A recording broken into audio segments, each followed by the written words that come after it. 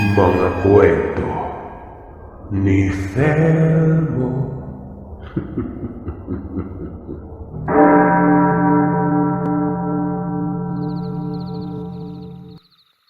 Ito na naman si Edgar.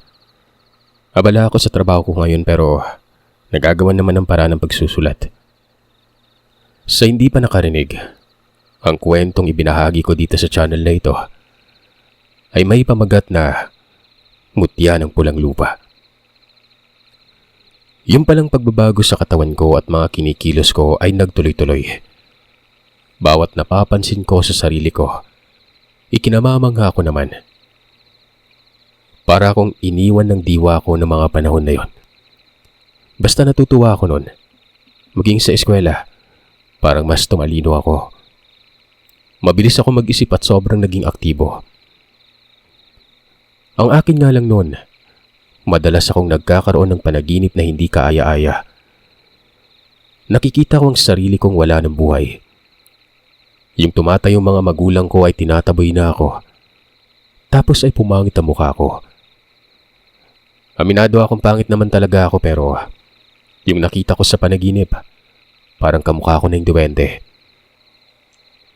Mahaba ang baba ko, maitim ang labi. Hindi nga ako nagkaroon ng maayos na tulog nun. Bumagsak ng konti ang katawan ko. Ang mga magulang ko naman ay nagtataka. Natanong pa nga ako kung ano ba ang pinagagagawa ko at naging balisa lagi ang mukha ko nun. Si Mang Sandro naman, tinira pa ako. Ang sabi ay nag-aano na daw ako. Yung bata ko pa daw. Hindi pa nga daw ako tuloy kaya daw pumapayat ako nun. Siyempre nagagalit ako ng Sir Seth. Ito kasing si Mang Sandro ay malakas manundot ng birada. Inaasar ako lagi pero hinahayaan ko lamang ito. Kapag dumating na mga magulang ko, ang lakas magparinig ni Mang Sandro. Na kesyo tumakas na naman daw ako. Tapos kasama ko na naman si Jimboy. Umuwi daw akong napakadumi. Kaya ayon, halos araw-araw akong napapagalitan. Naiinis ako kay Mang Sandro pero mabait naman siya. Katunayan siyang palaging naghahanda ng pagkain para sa akin. Ang problema nga lang, kapag nasa bahay sina tatay at nanay, kinakargahan niya kasi kaya nagkagalit sa akin yon. Kada hapon kasi, sa tuwing tapos na ang klase, hindi ako dumediretso sa bahay. Doon talaga ako lagi kila Mang Dario. Isinisiwalat ko sa kanya mga nangyayari sa akin. Ayon pa kay Mang Dario, nasa huli umano ang subok na mangyayari sa akin.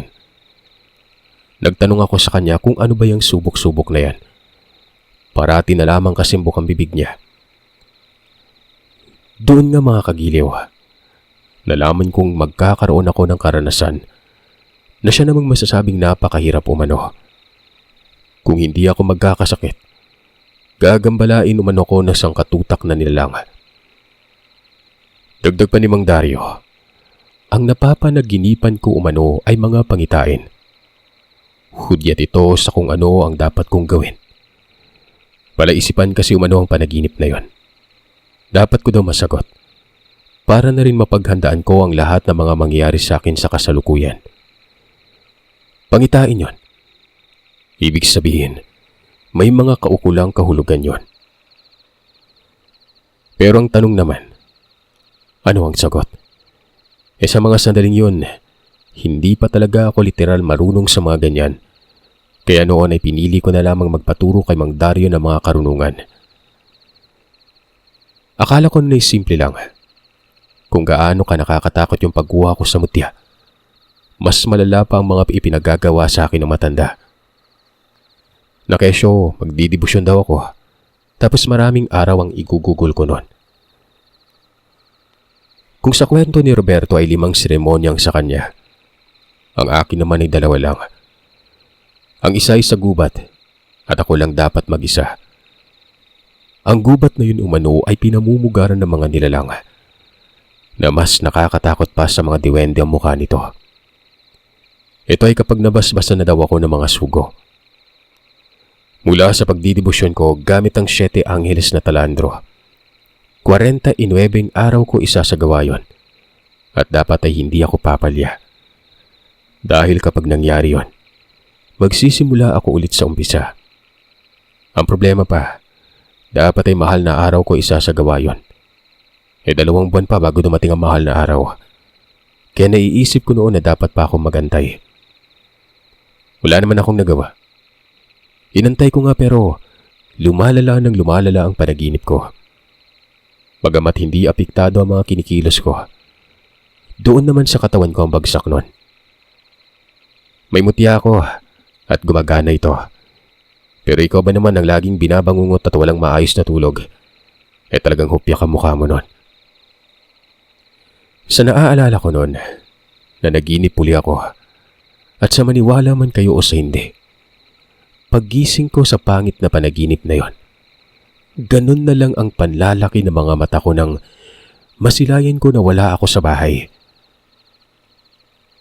Sa halip, nasa loob ako ng lumang bahay na kung saan ako nakuha ang mutya nun. Hindi ko alam kung paano nangyari yon. Iniisip ko pa nga na baka panaginip pa rin kaya pumikit ako. Tapos ang ginawa ko, ginalaw-galaw ko ang mga daliri sa paa at kamay. Di ba yun naman yung pangbasag ng bangungot? Kapag alam mong panaginip lang, igagalaw mo ang mga daliri mo sa paa at kamay at doon ay magigising ka. Para akong baliw nun. Siyempre, ginalaw-galaw ko nga pero pagdilat ko ng mga mata ko, naroon pa rin ako sa lumang bahay. Ang masaklap, may nakadungaw pa sa mukha ko na ubod ng laking nilalang. Maitim yun. Hugis kabayo ang ulo. Nakadilat at nanlilisik ang mga mata. Tapos humahangos na animoy galit na galit. Kinusot ko pa ang mga mata kong mawawala ba pero naroroon pa rin. Nakahiga ako ng tuwid nun. Nakadapa naman sa paanan ko ang nilalang. Pero ang ulo nito ay nasa harap mismo na mukha ko. Dali-dali akong bumalikwas. Nagpasuray-suray pa ako noon habang tumatakbo. Pero kung saan ako pumupunta, hinaharangan ako ng nilalang na ito. Naiyak ako noon. Tinatawag ko ang mga pangalan ng mga magulang ko. Sabi ko pa sa nilalang ay huwag niya akong saktan. Nagulat ako nang tinulak ako nito. Dahilan naman sumalampak ang katawan ko sa dingding ng bahay. Kinuwelyuan ako ng nilalang na yon. Inangat at sinipa-sipa ko siya pero hindi maabot-abot ng maiksi ko mga paa. Unti-unti niyang nilalapit ang mukha niya sa akin. May kung anong sinasabi ito. Ang tunog ay parang boses ng malaking tao na nasa loob ng simbahan. Pero wala akong naiintindihan. Patuloy ako sa pag-iiyak nun. Tapos ay narinig ko ang boses ni Mang Darius sa labas. Sumisigaw ito na wari ba, tinataboy ang nilalang na yon. Gamit ang dasal. Nakikita ko siya sa bintana. Kumukumpas ang kamay. Sabi ko naman sa kanya, tulungan niya ako. Pero ang sagot niya sa akin ay hindi siya pwedeng lumapit dahil baka siya umano ang patay nun. Nakuha ko kaagad ang ibig sabihin nun. Kung ayaw pumasok ni Mang Dario dahil sa papatayin umano siya. Ang ibig sabihin, papatayin pala ako ng nilalang na yon. Grabe yung dasal ko nun. Yung pagkweli niya, marahan yon pero unti-unti niyang itinataas patungo sa leeg ko. Nakapulupot ang napakalaking kamay niya sa leeg ko nun. Pahigpit ng pahigpit yun at hirap na ako sa paghinga. Nahihilo na ako nun. Tinititigan ko sa mga mata yung nilalang. Nagmamakaawa ako sa kanya. Huwag niyo po akong patayin. Gusto ko pong mabuhay. Mabait na bata naman po ako eh. Pakiusap po, gusto ko pang lumaki na mabait na tao. Yung galit sa mukha ng nilalang na yon, bigla na lang naging maamo. Humangos ito at dahan-dahan akong ibinababa. Ako naman nun, sumandal ako sa dingding habang kumakabig palabas ng bahay. Pero yung mga mata ko ay nakatuon lamang sa nilalang na yon. Nakatitig din siya sa akin. Hanggang sa bigla na lamang yun naglaho. Hanggang sa mapadako na ako sa sirang pintuan. Hinila ako palabas ni Mang Dario. Habang papalabas kami ng bakuran, umaatras si Mang Dario at patuloy sa pagsambit ng mga kataga. Naniisa doon ay wala akong naintindihan. Nang mapadako na kami sa kalsada, doon pa lamang dumaan ang pakiramdam ko. Tinanong ko si Mang Dario kung bakit niya alam na naroroon ako pero imbis na sumagot, ako pa ang tinanong kung bakit ako napunta doon. Hindi ko po alam. Natutulog lang naman ako sa bahay. Nanaginip ako na may humahabol sa akin. Pagising ko, nandito na ako sa bahay na yan eh. Ano po bang nangyari, Mang Dario? Kung hindi ako nagkakamali, nakakaranas ka ng parasomnia. Dulot niya ng puyat, pero sinakyan ng elementong nakatira dito. Naglakad ka o hindi naman kaya tumatakbo ka habang nakapikit ang mga mata po. Diyan ka pumunta. Tinawag ang katawang espiritual mo para harapin ang subok. Mabutit na buhay ka at nalampasan mo yun ha. Kinabahan ako sa'yo. Dagdag pa ni Mang Dario, ang nilalang umano na yon. Isang tikbalang.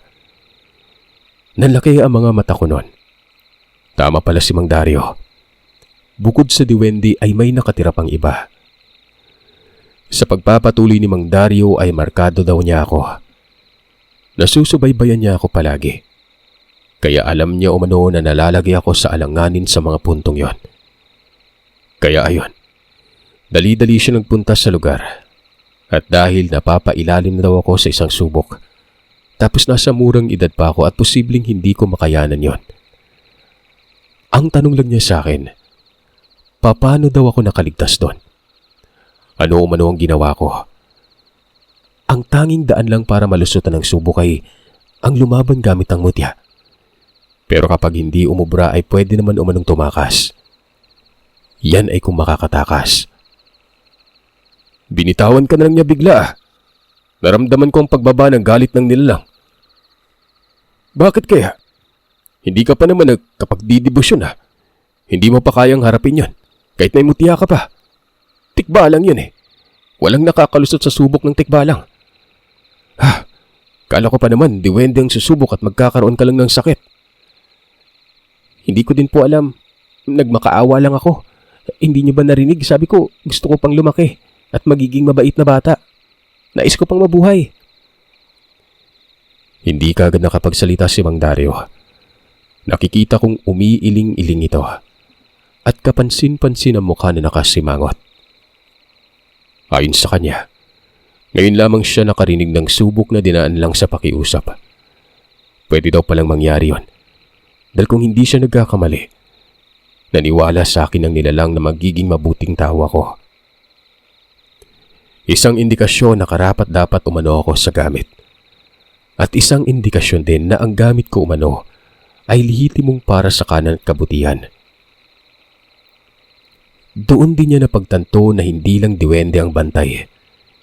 Kasama din pala nito ang isa sa pinakadelikadong lamang lupa. Nagtanong naman ako noon kung may mangyayari pa bang subok bukod doon. Ay naman kay Mang Dario, meron. At walang tigil na ito. Pero kung hindi na subok para patunayang karapat-dapat, kung hindi subok na mismo na darating sa buhay ko, na hindi nararanasan ng isang normal na tao, ako umano ay magiging lapitin ng iba't ibang problema na kinabibilangan ng misteryo at kababalagan. Tama daw siya sa pagkilatis sa akin noon na magiging katulad niya daw ako na isang albularyo. O hindi naman kaya, biyasang tao, biyasa sa larangang espiritual. Yung mga sinabi sa akin ni Mang Dario, aminado akong inosente pa ako sa kabuang konsepto nun. Pero darating din ang araw na maiintindihan ko ito ng lubusan. Nang mga sandaling yon, balot pa rin ang pagtatakang isip ko. Sobrang nakakakilabot pala. Isipin nyo, sa bahay lang ako natulog tapos doon ako nagising sa lumang bahay na yon. Bagamat ipinaliwanag naman sa akin ni Mang Dario kung bakit pero hindi pa ako lubos na kumbinsido. Marahil ay hindi pa nga ganun kalawak ang pangunawa ko sa mga katulad ng pangyayaring yon. Umuwi kami, pero hindi ako pinauwi sa bahay namin ni Mang Dario. Nagmungkahi ito na doon lang daw muna ako sa bahay niya. Siya na ang bahala sa mga magulang ko. Huwag ko lang daw dalhin ang kababalagan sa bahay sa mga sandaling yon, sa mismong bahay namin. Sa madaling salita, Sir Seth, may nakasunod sa akin nun. Kailangan muna ako umanong dumaan sa pagselyo ni Mang Dario dahil nga nakapasa ako sa subok at lahat umano ng nilalang na bantay ng mutya. Sasama sa akin saan man ako magpunta at baka yun pa umano ang magiging dahilan na magkagulo sa bahay namin. Ipinaliwanag niyang hindi magandang gabay ang tikbalang at diwende. Maliban na lamang umano kong diwata, gawa ng ang tikbalang ayaw na ayaw nitong madistorbo. Ang diwende naman, mabuti sana kung walang itim. Pero meron. Kaya problema daw yon kapag dinala ko sa bahay ang mga ito. Nagtanong naman ako sa kanya kung ano ba yung selyong yan. Ang sabi niya naman sa akin, orasyon daw na mula sa selyo ni Solomon. Ang mangyayari, kapag kumapit sa akin ang selyo, bagamat nakasunod pa rin sa akin ang mga nilalang, hindi umano makakalapit. Matatakot ang mga ito pero hindi magagalit ang mga nilalang. Re-respetuhin umano nila ako. Mababaliktad daw kasi kapag walang selyo. Imbis na ako ang may tangan, ako pa magiging utusan. Mabuti na umano yung may selyo dahil kapag ginusto kong kausapin sila ay pwede. At hindi yung tipong sasapian na lamang nila ako na sila mismo ang magdidikta sa katawan ko at sila ang kakausap sa akin. Tapos garboso pa, kapag hindi umano sinunod sa ipinapagawa nila ay pinaparusahan daw ako noon. Karamihan sa mga biyasa umano, tangan-tangan nila ang kanilang mutya. Pero tangan-tangan naman sila ng bantay ng mutyang yon. Gaya nga ng sinabi ni Mang Dario ay seselyuhan niya ako para hindi umanib sa akin. Hindi din makakalapit. Kung kakausapin ko ay tatawagin ko na lang o hindi naman gaya, pupuntahan ko kung saan man sila nagtatago habang sumusunod sa akin nun.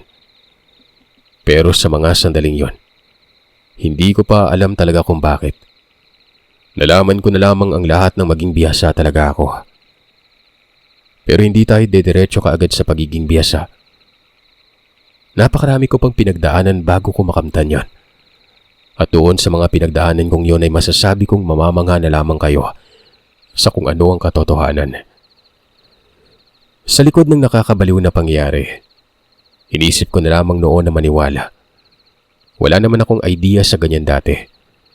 Kahit hindi pa ako kumbinsido, niloko ko na lamang ang sarili ko para tapos na. Parang iisipin ko na lamang sa susunod ang haharapin ko. Doon nga ako natili sa bahay nila Mang Dario. Ipinaalam naman ako ng matanda sa mga magulang ko kaso nga lang, iba ang dinahilan niya. Ang sabi kasi ni Mang Dario, binabalikan ako ng mga diwending bumati sa akin at kasama pa ang tikbalang. Kailangan lang daw akong malagyan ng pangontra. Ito naman mga magulang ko kahit profesional ay naniniwala naman sila sa kababalagan. Kaya hinayaan nila ako doon. Pinadalan pa nga ako ng damit parang pinapalayas. Pero umiyak si nanay. Baka kasi ano nang mangyari sa akin. Nabilin pa nga ang nanin na sabihan lamang umano sila sa kung anong kailangan ko noon. Pagkain, laruan at iba pang bagay. Para hindi lang ako malungkot. Ganun ako kamahal na mga kumukup sa akin, Sir Seth. Akala ko pa noon na madali lang ang pagselyo o paglagay ng pangontra sa katawan ko. Hindi naman pala. Para akong binartolina. Sinugatan ako ni Mang Dario.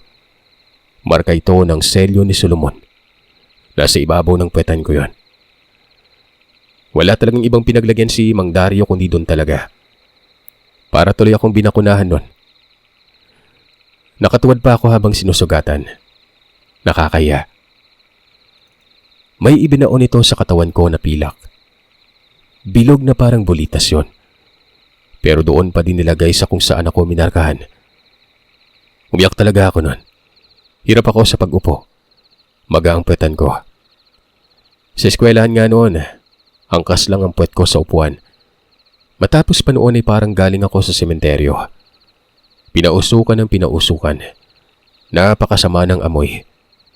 Bunot yun na nilagyan pa ng kung anong langis na sobrang tapang. Nakatali yung bunot na yon. Tapos para bang pari na nagtataboy ng espiritong masama. Naisip ko pa noon na hindi kaya ako'y pinagkakatuwan lang kasi nakangisi si Mang Dario habang isinasagawa niya yon. Kung magreklamo naman ako, hindi ako kinikibuan.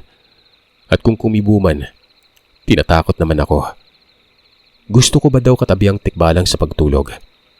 Wag na lamang daw ako magreklamo. Tiisin ko na lamang umano ang ginagawa niya. Pagkatapos naman daw noon magiging maayos na ang lahat. Tama naman siya. Pero bago pa mangyari yon, makakaranas muna umano ako ng lupit na parang bilanggo. Sinasamahan ako sa eskwelahan ni Mang Dario. Sinusundo niya ako sa pag-uwi ko. Namimiss ko pa noon si Jimboy. Gusto kong pumunta sa kanila pero ayaw naman akong payagan ni Mang Dario. Ito naman mga magulang ko. Aba, sinahuran si Mang Dario sa pag-aalaga sa akin. Tingin ko nga noon pwede na akong umuwi pero parang nawilitong si Mang Dario sa sahod. Kahit tapos na yung pagselyo niya, ang dami pang pahabol na pinapagawa. Umabot ako ng halos 2 buwan sa kanila. Habang nangyayari naman yon, unti-unti akong tinuturuan ng mga kaalaman ni Mang Dario. May aklat siya, pero hindi niya ipinapakita sa akin ang laman. Ayon pa sa kanya, wala naman umanong silbi dahil wala talaga akong makikita doon. Salip ay blankong pahina lamang ang makikita ko. Pero sa oras na matapos ko na umano ang debosyon, makikita ko na mga kataga doon. Sobrang hiwaga kasi umano ng mga nakasulat doon. Buhay na mga salita at ang mga nilalaman noon ay sinasambit lamang sa akin ni Mang Dario. Napakaraming kombinasyon. Gusto ko nga isulat para matandaan ko talaga pero ayaw niyang ipasulat. Gusto niya lang umano na tandaan ko at kabisaduhin ang mga yon. Yung mutya ng pulang lupa naman, nilagay ni Mang Dario sa pulang tela at nilagyan ng tali. Tapos pinasuot sa akin. Sa bewang ko nilagay. Kung may magtatanong daw sa akin kung anong laman ay sabihin ko na lang daw na habak yon. Huwag ko manong sasabing mutya. At yung tela daw, may nilagay din siyang orasyon. Para umano itago ang presensya ng mutya ko. Pero kapag bihasa daw na tao ang makakasalamuha ko nun, makikilatis ako. Sabi ko pa nga, sa gabal yon. At gusto kong ilagay na lamang sa bulsa pero hindi pumayag si Mang Dario. Baka kasi mawalay ko ang mutya. Matapos kong makalaya doon sa bahay ni Mang Dario, binisita ko kaagad si Jimboy. Pero naiilang ito sa akin. Para kasing may nagbago daw sa akin nun. Kung magsalita daw ako ay napaka-weirdo na. Maging yung mga magulang niya, napapansin kong panay sipat sa akin nun. Hindi na katulad noon na nakangiti.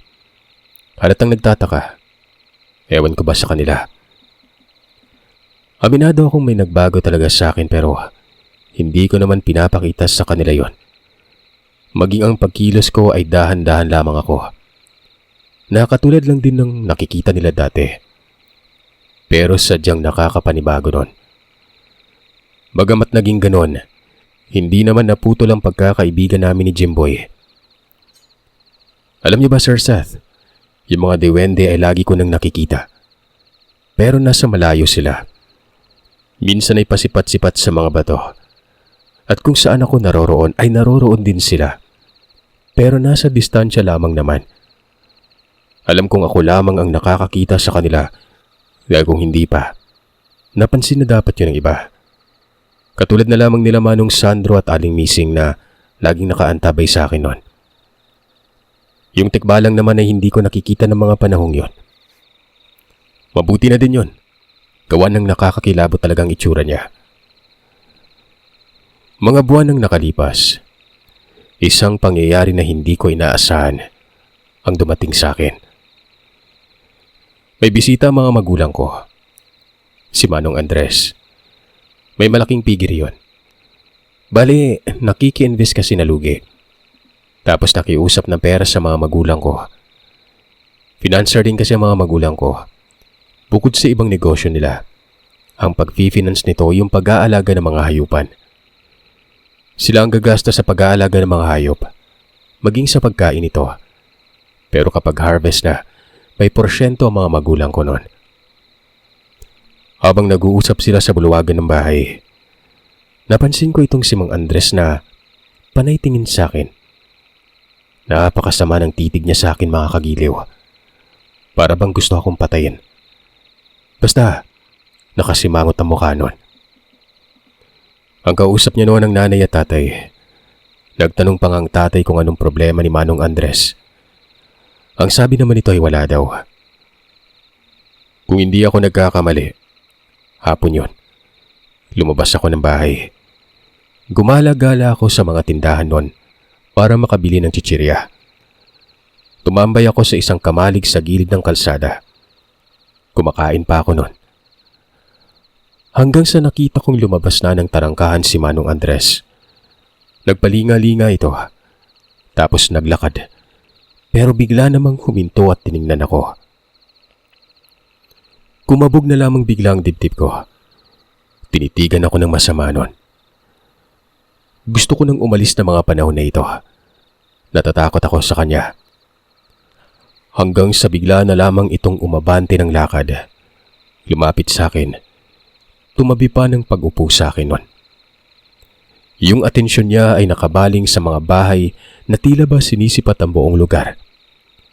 Hindi ko siya kinikibuan, pero sa mga sandaling yon, ang nasa isip ko talaga, parang may masamang mangyayari. Hindi nga ako nagkamali. Bigla na lang nagsalita si Mang Andres at ayon dito. Dami mong alaga. Anong sikreto mo? Huwag kang tatayo. Kinakausap kita. Po? Ano pong nangyayari sa inyo? Ba't parang galit po kayo? May kasalanan po ba ako? Tsaka, ano yung sinasabi niyong alaga? Sabat ko. Pero aminado ako sa mga sandaling yon na gusto ko nang tumakbo. Tinitigan niya ako ng mata sa mata. Nagulat ako nun.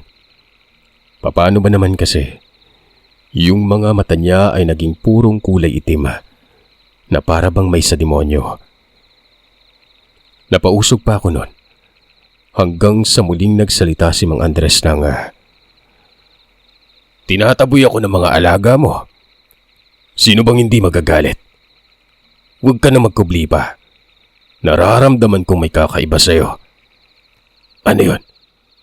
Sabihin mo sa akin, iyo. Hindi ako kagad nakapagsalita nun. Hindi ako makagalaw. Hindi ko din maalis-alis ang atensyon ko sa kanya. Nawari ba may nag-uudyok sa akin na titigan siya. Nagtayuan ng lahat ng balahibo ko sa katawan nun.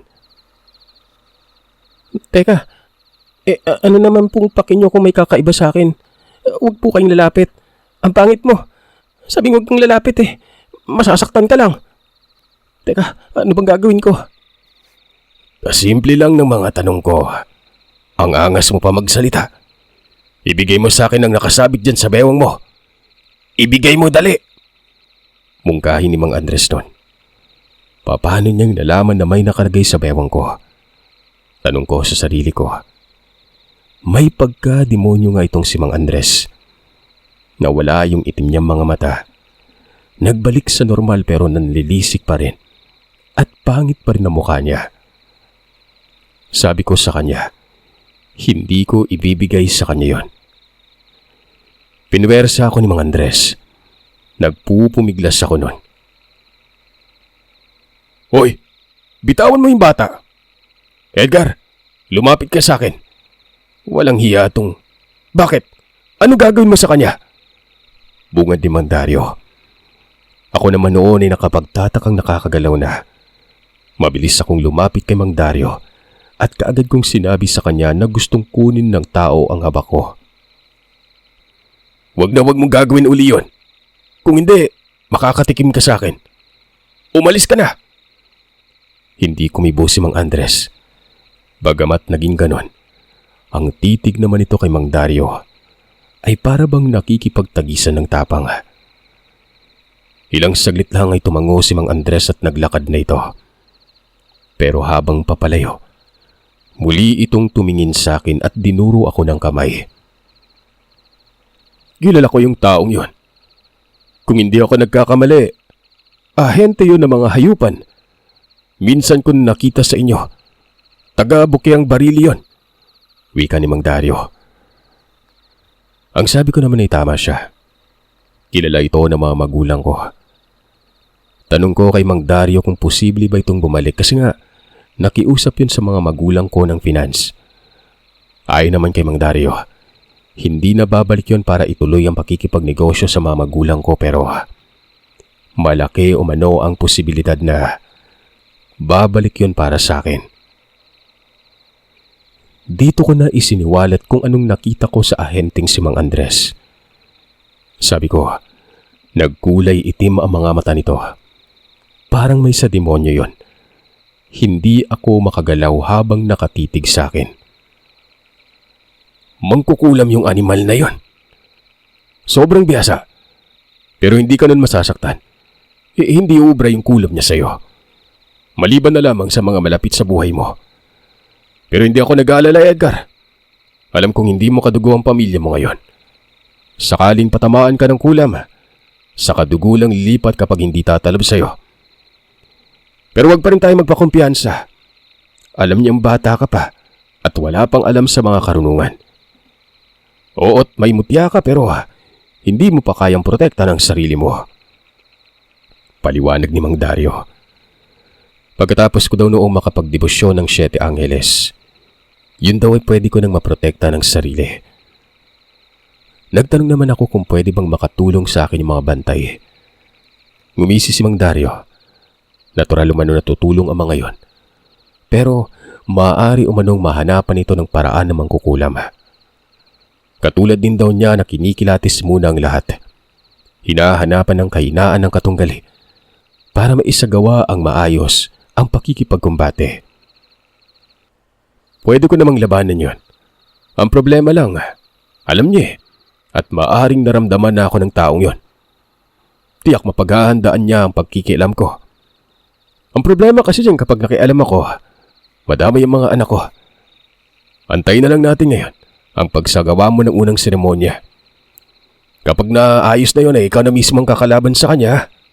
Pero huwag ka mag-alala, tutulungan pa rin kita. Ako ang gagabay sa iyo sa kung anong gagawin mo. Hindi na ako nagsalita nun. Tumango na lamang ako bilang pagsang-ayon. Pero babalik uli daw ako sa pananatili sa bahay ni Mang Dario. Huwag daw muna ako sa bahay namin kasi walang makakasubaybay sa akin nun. Napapailing na lamang ako ng mga sandaling yon. Ano bang magagawa ko balik uli sa pagiging bilanggo. Ito ba namang si Mang Dario ang talino? Magaling magdahilan sa mga magulang ko. Inuuto niya lang, tapos binibigyan siya ng salapinon. Magpaganon pa man ay nakakatulong naman sa akin talagang matanda. Ay nang nangyari. Yung mga sandaling yon ay nag-alsabalutan ako. Ako na ang nagpaalam sa mga magulang ko. At ang sabi ko ay doon muna ako kila Mang Dario. Kasi may gagawin siya sa akin. Pumayag naman ang mga magulang ko nun. Pero makikita sa mukha ang pag-aalala. Nag-usap pa si Nanay Belen na Tatay Lando. Ang sabi ng nanay, kailan ba daw ako titigilan ng mga dewende? Gusto kong tumawa nun. Nagmukha silang taga-usig na mga kababalagan sa bahay, samantalang mga profesional naman ang mga ito. Ay naman kay tatay, wag na lang daw silang magreklamo pa. Mas may alam mo na ang albularyo kontra sa kanila. Nung nasa bahay ako ni Mang Dario, akala ko noon ay makakaranas uli ako ng parang binartulina. Pero ginagala niya ako. Kung saan-saan na lamang kami nagpupunta. Sa panggagamot, sa pamimili ng kung ano. At minsan ay gumagala kami sa liblib na lugar. At kung hindi ako nagkakamali, nakita ko siyang parang may kinakausap nun. Lingon ito ng lingon sa liblib at sangbit ng pangalan. Hapon yun, walang klase gawa ng araw ng Sabado. Tinanaw-tanaw ko ang paligid hanggang sa nakita kong tila wala namang taong iba. Maliban na lang sa amin. Pero patuloy sa pagsasalita si Mang Dario. Hanggang sa ganun na lang ang panlalaki ng mga mata ko. Nakakita ako ng isang tao nun. Lumitaw na lamang yun sa likod ng isang puno. Babae itong may kaitiman ng balat. Dali-dali akong lumapit noon kay Mang Dario. Kinalabit ko siya at nagtanong kung sino yon. Pero hindi niya ako kinibuan. Naghudyat lamang siya na huwag mag-ingay. Lumapit siya doon sa babae. Ang kabuang postura nun, nakadamit ng sayang kulay kayumanggi. Medyo may katangkaran. Bagamat medyo maitim ang balat pero halatang maputla. Yun bang hindi buhay ang kulay niya? Hindi naman ako sumunod kay Mang Dario. Minamasdan ko lamang siya. Hanggang sa narinig ko na tila nag-uusap sila. Pero hindi ko naman maintindihan ang mga sinasabi. Parang mga baliw. Ilang saglit lang. Yung babaeng yun, gumilid lang sa likod ng puno. Sinipat ko kung saan papunta. Sa maniwala man kayo o sa hindi ko nakita ang babae nang lumusot sa kabilang banda na malaking puno. Kaya naman dali-dali akong lumapit at baka nagtatago sa likod. Pero wala. Wala na siya doon. Ang punong yun ay isang uri ng puno ng balete na may malalaking dahon at nakakakilabot ang postura ng katawan. Dali-dali kong tinanong si Mang Dario kung ano. Ang sabi niya, yun umano ang may-ari ng kanyang tangan. Isa umano yung diwatang itim, pero hindi umano ibig sabihin ng kulay itim ay masama na.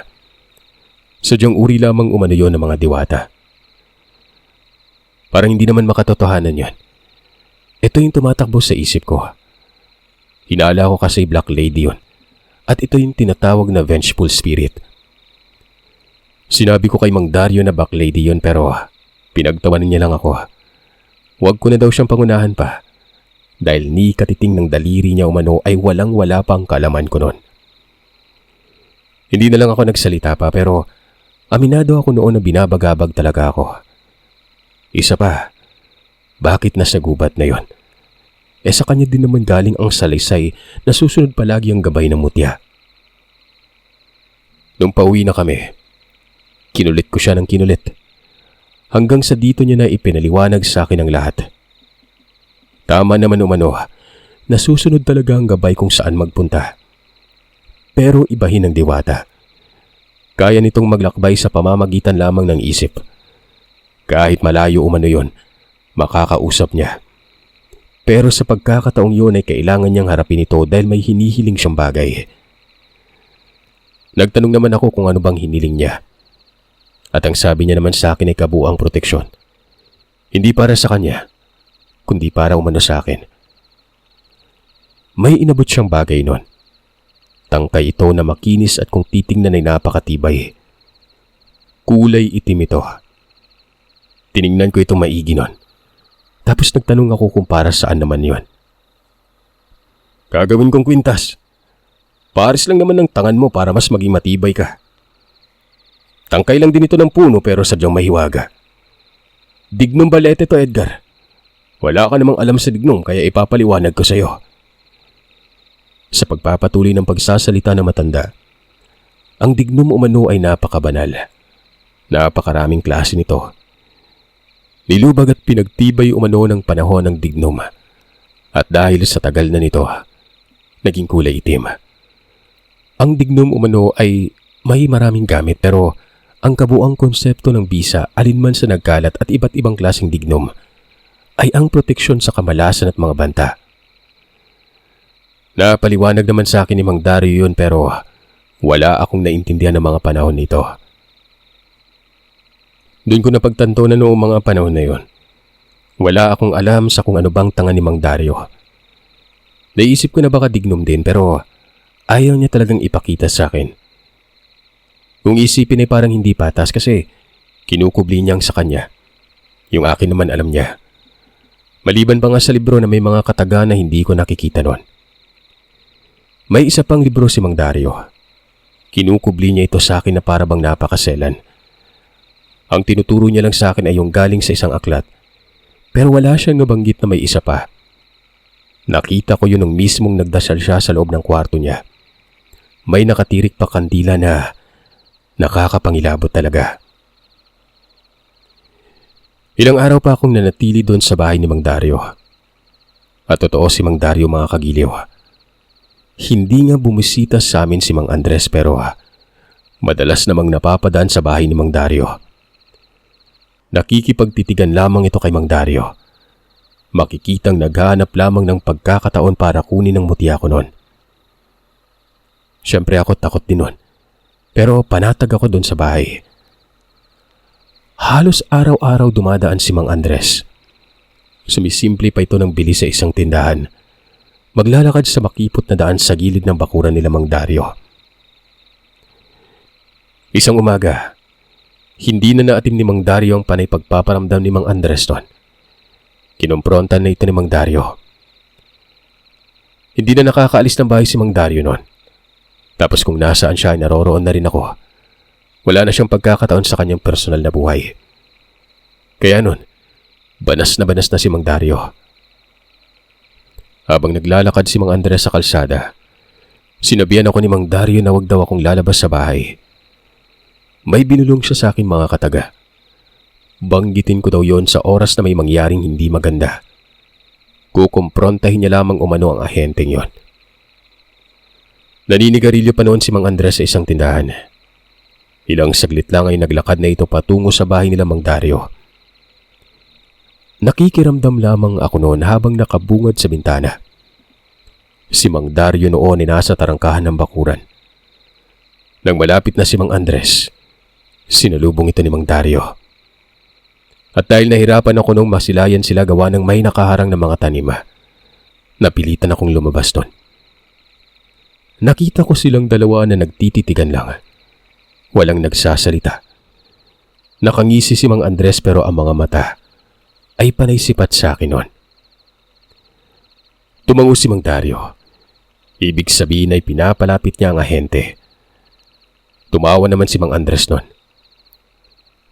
Sigurado ka ba dyan sa hamon mo sa akin? Hindi kaya nag-aalangan ka lang o garbo lang yan? Alam mo kaibigan, hinahangaan kita. Binabantayan mo yung bata. Pero sana na may maintindihan mo ako. Alam mong delikado yung batang yan. Kung ako sa'yo, huwag ka na makikaalam. O hindi naman kaya, ikaw na mismong tumanggal sa tangan niya. Napakunot ang mukha ko nun. Para bang lumalabas na ako pa ang kalaban kaysa sa kanya. Para bang magkakampi dapat umano sila nun. Sumabat si Mang Dario. Ang sabi nito, kung ano-mano ang meron sa akin ay wag na siyang makikialam. Hayaan na lamang daw ako ni Mang Andres. Hindi naman daw delikado ako noon dahil nagagabayan ako ng maayos ni Mang Dario. Alam niyo ba kung anong naging tugon ni Mang Andres? Mangkukulam ako.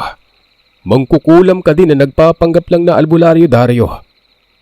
Sabagay, pwede namang manggamot ang mangkukulam. Yun lang din ginagamot ay kung sino ang kinukulam. Tama ba kaibigan? Nagawa mo na rin, di ba? Pera-pera lang yan. Oh, bakit? Hindi ba alam ng batang to na mangkukulam ka? Pinaniwala mo siya na isa kang mabuting albularyo.